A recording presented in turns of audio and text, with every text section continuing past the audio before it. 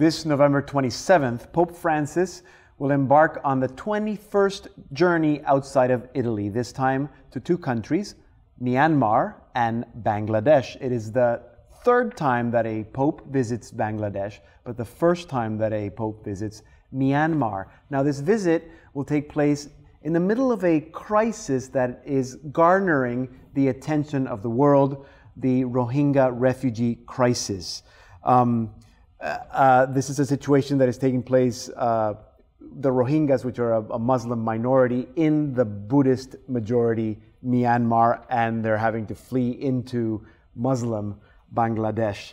Now, to tell us more about that situation and in general about the Holy Father's visit, I'm now joined by Jerome D'Costa. He used to work for Caritas in Bangladesh. He was also the editor of the Catholic Weekly in Bangladesh and then went off to work with World Vision in Bangladesh. And today he is here with me. Jerome, welcome. Thank you for sitting with us today to tell us a little bit about your country. For people who maybe have no idea, Bangladesh, where is it? Tell us a little bit about it. So where is Bangladesh? What are its neighbors? Where is Bangladesh? Bangladesh is in South Asia, okay, bordered on the west by India, okay, and in the east by Myanmar. Myanmar. And Myanmar used to be called Burma. Burma. Okay. So, and is it predominantly a Muslim country? Bangladesh is a Muslim country. 90% of the people are Muslims. 90%. And 9% are Hindus. okay. Then 0.6% are Buddhists. Okay. And 0.3% are Christians. All right. And was Bangladesh part of India when India was under British rule? Yes. Bangladesh was part of India. Okay. And also Myanmar was also part of so India. So Myanmar, Burma was also part of that whole British whole subcontinent, colonies. We call it, okay. Subcontinent. So then why, when India got its independence, how did Burma and Bangladesh, and I guess Pakistan, how did they all also become separated? So, you know, in 1947, after different kind of struggles, politically and also physically, yes, India as a whole got independence. And at that time including? British India, from the British. Yes. But India was at the same time divided on religious lines. Hindus, Muslims. Hindus, majority people living in different parts of India formed present India. Yes. And Muslim dominated areas became Pakistan. So what is Pakistan now was called West Pakistan. And what Bangladesh is called now was East Pakistan. Okay. So East and West Pakistan together made Pakistan. But the majority of the people that are in what is now Bangladesh are different. They're Bengali, right? Yeah, Bengali Whereas people. The people that is what is now Pakistan are of different ethnic Urdu groups. Or different ethnic groups, right? Like Punjabis, Punjab, yes. Sindhis, right? You know, like that. So the majority of the people in your country, in Bangladesh, are Bengalis. Bengalis, Which is where Bangladesh comes from. And Bengali is the language that you speak? Bengali is the language. Are there other language groups? Yes, there are some indigenous groups, small, very small, more than 30 of them. Okay. And they have their own languages. Interesting. Yes. Now, you were born and grew up there. What was it like growing up in Bangladesh? You know, in Bangladesh, the Christian community, they lived sort of in a ghetto. Okay. There was the church, which we call parish, you know. So, church, the priest lived there, the nuns lived there. All the churches didn't have nuns, but those that had nuns were also there to teach in the Catholic schools. Yes. And they had convents, you know. Then these Catholics would go for mass to the church and to the Catholic school, you know, for education. So we were a close-knit family, sort So of. were you in a village, or was it part of the city in a small neighborhood? How was that? How was your community growing up? It was mostly in the villages, In a village. like that. We were living like that. But in city, all Catholics or Christians couldn't live all together, Okay. but they would be connected with the parish or the church. So growing up, you would have only related with other Catholics. Yes, There were no Muslims going to your Catholic school. Muslims went, They did go but very few at that time when we grew when up you were growing up. in the late 50s and early 60s. And would you have had Muslim friends, or that would not have been I mean, only in the school. only in school? Yeah, but we didn't go very much to their villages or to enjoy their festivities. Right. We didn't have that sort of, interaction. And did you hear when you were growing up, or even as a young man, as you were an adult in Bangladesh, what was among the Christians, among the Catholics, what was the impression of Muslims? Was it sort of fairly amicable? The government, I guess, was predominantly Muslim, right? Yeah, it was Muslim country, and Like there were fairly good relations. I mean, we had between- good relations. Yeah. We didn't have enmities, No. sort of. We would live our life and they would live their life, It was that sort of. Okay. Whenever we mixed as hello, hi, how are Right. you? But not very intimately. Okay. But We kept our distance, but respectful distance. Right. Now, did you go to a Catholic university as well? In Bangladesh, no. No, not in Bangladesh. Catholic college, Catholic high school, Okay. and Catholic college. And when you were working, obviously because you were working in a Catholic organization, you would not have been working with Muslims. No. No. But other people... I mean, in Caritas, yes. Oh, yes, But not as editor of the of the Catholic Weekly. weekly, no. So there were Because Muslims in working for Caritas? worked from the very beginning. This was after the Vatican, Okay, after Second So Vatican. we were open-minded So you could towards hire... others, I other see. religious I see. people of other I religions. see. And religious dialogues were going on, Okay. interreligious dialogue, Yes. ecumenical dialogue. So we were going out and mixing. But before the Vatican Council, we lived, as I said, like in a ghetto sort of way. I see. Tell me a little bit about the church then and now. How many dioceses?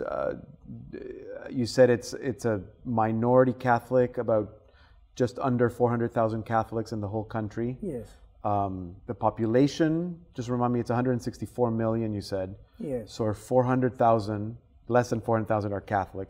So it's a very small minority. That's still a lot of people, 400,000 people. So I would say one Catholic per 400 people. Yes, So, yes, like that. yes. How many dioceses?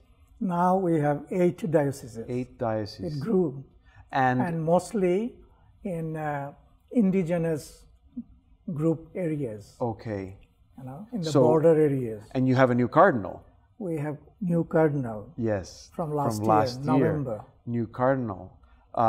We feel very proud of it because cardinalate, or the position of the cardinal, Yes. Yeah. gave us an impetus. Absolutely. That at least we got some recognition in the universal Absolutely. church. And now you're having a papal visit, another papal visit. Would you say? Well, I was going to ask you about. Do you have a lot of your priests are mostly missionaries, or are they priests now that are born in Bangladesh? Now we have mostly priests from Bangladesh. Okay, but and how did the Catholic faith arrive in Bangladesh? In the early 16th century. Okay, a long time ago. Yes, 400 years ago. Yes. The Portuguese merchants from Goa, first they went to Goa and Yes. Western Yes. India. Yes. And they built up colonies there.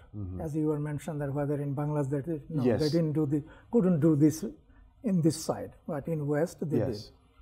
Then these merchants every year during monsoon season, when the wind Yes. used to blow, and Yes. The bring hurricane season. Yes. the ships could easily come, Oh, okay.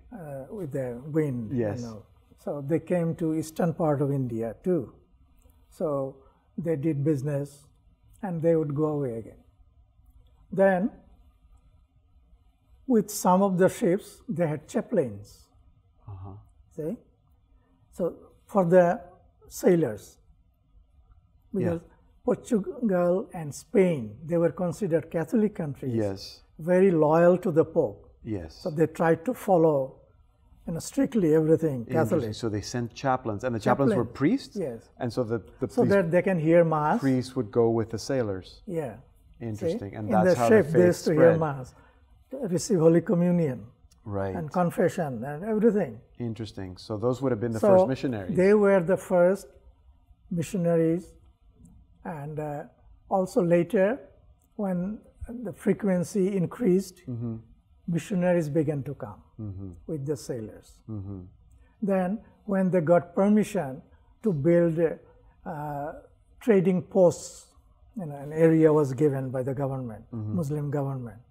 So, for protection of that, they used to have their own soldiers, few of them, but at least to protect from encroachment of others, by others. So this way, their influence began to grow, and more missionaries began to come, and right, and that's how the church grows. they preached Yeah. among the people, local people, Okay. So first, Portuguese were the first Christians or Catholics. Yes. Then they began to marry local women. Right. So these intermarriages had their descendants. So they were Catholics too, Yes. baptized Catholics. Of course. Then they began to preach to outsiders, mostly Hindus and low caste Hindus, because low caste Hindus were not happy with the higher caste. Okay. The higher caste always dominated them Right. and used them, and they didn't have much of the rights, and they had to do menial jobs, Right. which others wouldn't do. So they had sort of grudge. Yes. So when they saw that these new preachers, they are speaking of something different, And equality. Yes. equality Yes. and justice, and they liked. Interesting. So some of them became Yes. Catholics or Okay. Christians. And that's how the church spreads to where we are now. We're going to take a little break, Jerome, but it's not a long break, so don't go too far away. We're speaking with Jerome D'Costa about his country, Bangladesh, in the wake of the Holy Father's visit to Myanmar and Bangladesh. But it's a short break. Don't go too far away. We'll be right back. See you soon.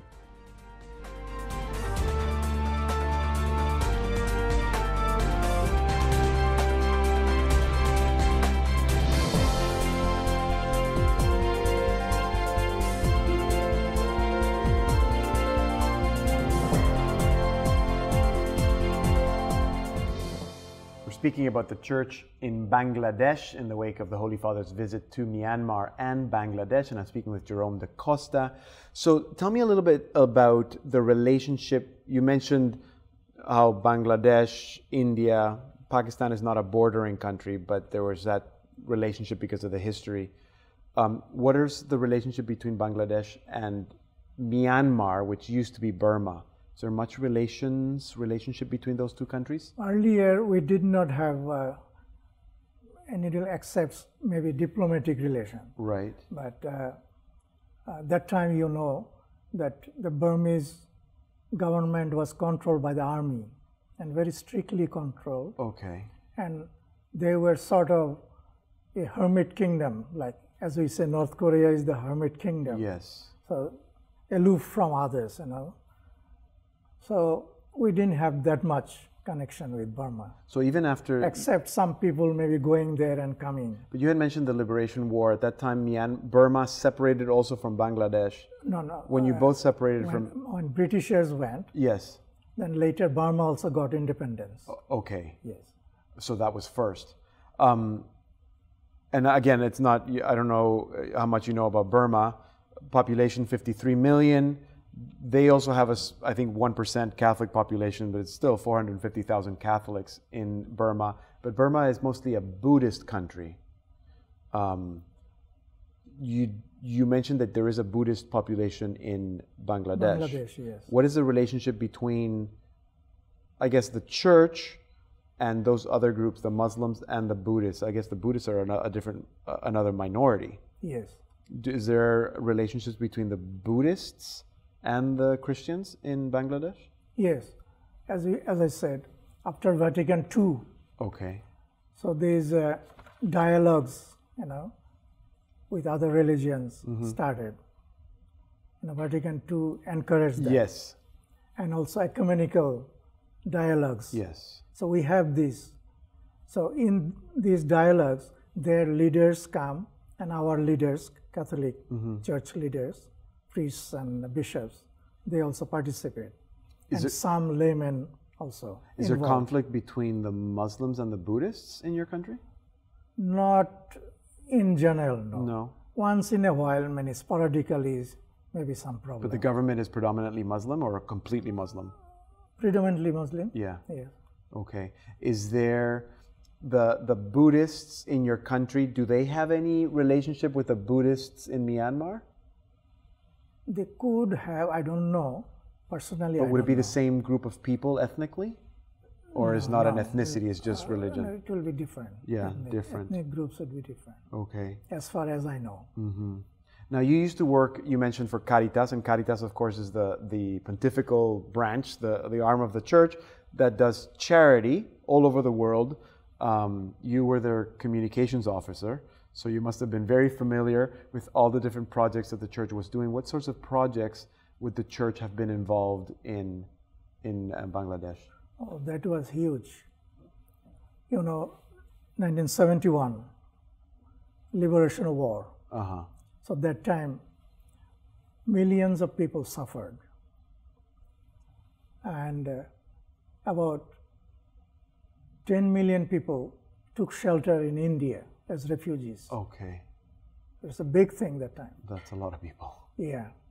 So they came after the liberation in December, So most of their houses were burned down or ransacked or looted. So they didn't have anything. See? Even many local people also had to leave their villages because those villages were attacked. Yeah. My own village was attacked. Really? I was almost killed by Pakistan army. My father was killed that time because he was a paralytic. He couldn't walk. So I told him when they attacked our village, because some of the freedom fighters, they attacked them elsewhere, but fled to our village. So they noticed it. So after 2 days, in a planned way, they attacked our village. They began to shoot and come and burn the houses. So I told my father, can I take you elsewhere? Let's go, as far as we can go. He said, I don't want to die in jungles and fields. If they see me here and kill me, let them do it. Wow. So ultimately, I had to leave because young people were thought as freedom fighters or enemy of the Pakistan army. Yeah. So I had to leave. So then Caritas would have been working with those people who were suffering, with the refugees, humanitarian relief. Relief and rehabilitation. Food. Work was carried out, for several years until in the mid-70s. Yeah. Okay, and of course, the Catholic Church is not just helping Catholics, they're helping anybody. Anybody. Now, when you were from the very beginning of work, a policy was taken. It will be for everybody. For everyone. And I guess people know that the Catholic Church is not just helping Catholics. When you were working with World Vision, is World Vision very specifically working with children, sponsoring children? Sponsoring children, children's education and health. Okay. And also in some way in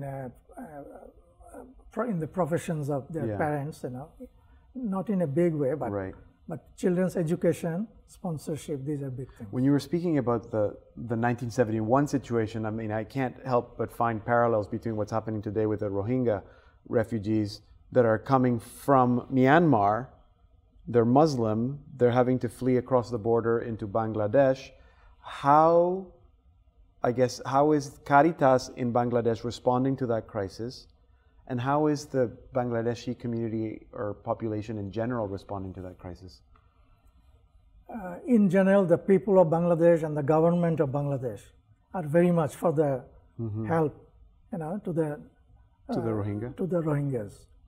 So even our Cardinal, Patrick Di Rosario, he praised Bangladesh government. He put out a statement. Yes. For giving immediate help to the refugees. So, and Pope Francis, he requested that people of goodwill in all over the world, so that they come forward and help these people. Right. Which is not surprising. I mean, the Holy Father has spoken a lot about refugees. I'm not saying that that's the reason why he wants to go there. Maybe, I mean, we can't really think what the Holy Father is thinking, or guess what he's thinking. But what would you say is symbolic about the fact that Pope Francis has decided to go to both countries? Both these countries are third world countries. So a papal visit is a big thing for the government as well as the Christians, Catholics. Yes.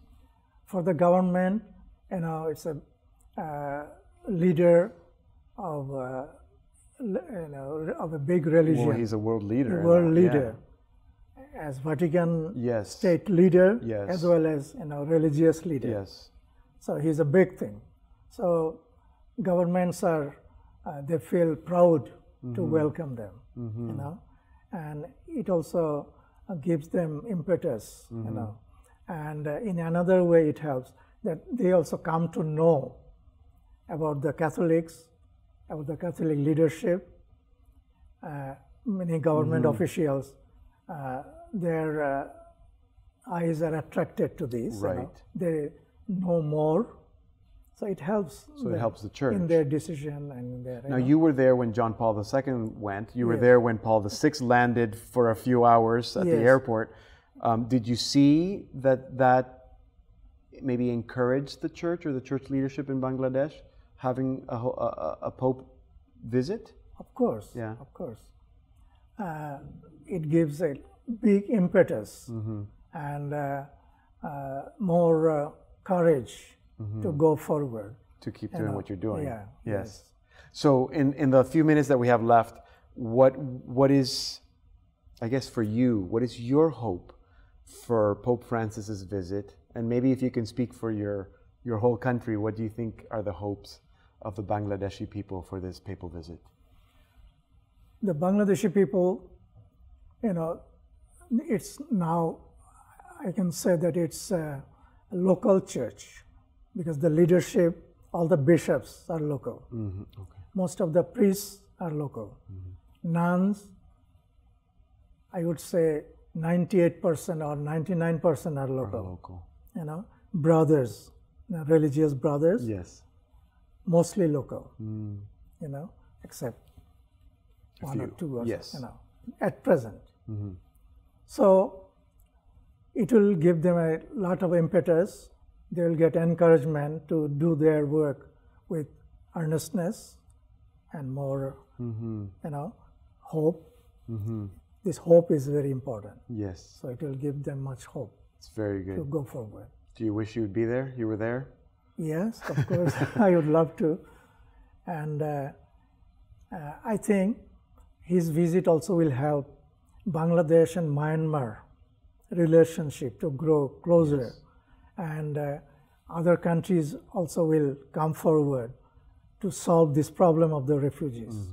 Because these refugees cannot stay in Bangladesh because we don't have much space for them. They are now in the hilly areas, and there's no land. There's no place for them.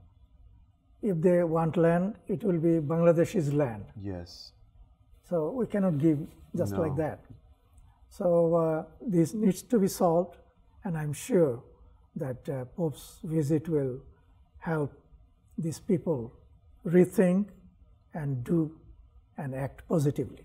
Yes, well, we hope so too, and we're going to be watching carefully to see what happens. Jerome D'Costa, thank you so much for helping us with your your experience, a little bit of your story, and to share a little bit about your country with us today. Okay, thank you very much for having me. So you heard from him, Jerome D'Costa. He used to be the communications officer for Caritas in Bangladesh. He also worked as editor of the Catholic Weekly there and for World Vision. He was today in our studio. Let us know what you think. How do you think a papal visit can change a country? What is the significance of this particular papal visit to Myanmar and Bangladesh? Write to us, perspectives@saltandlighttv.org, or send us your comments via Facebook or Twitter. That's all for tonight. We'll see you next time.